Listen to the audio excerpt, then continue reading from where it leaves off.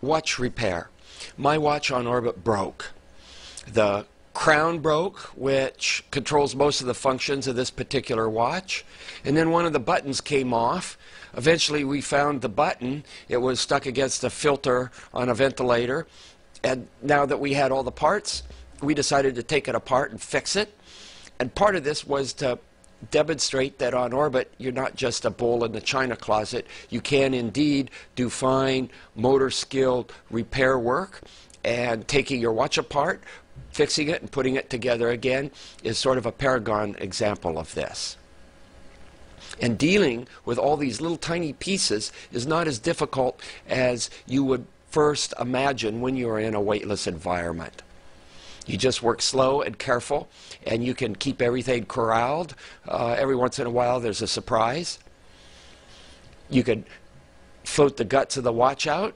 There we are, and we will deal with that later.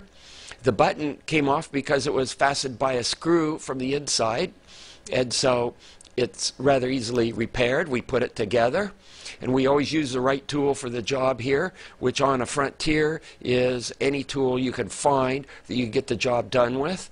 And so we got the button installed and the screw tightened up. And now we need to take the guts of the watch apart so we can get into where the mechanism that holds the crown in place on the watch. And here we are. Look at all that beautiful engine turning. Now here's the workbench where we keep all the parts. We take tape and put it out so that the jelly side is out and you can stick all the parts onto it.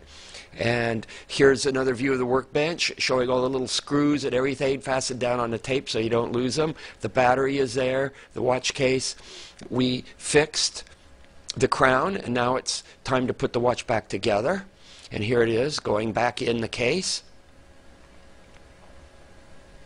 The battery's going in. I don't like to touch the battery with my finger. It leaves a fingerprint, and that can lead to corrosion. And then we put the case on the back, and there it is. It's all running and working fine.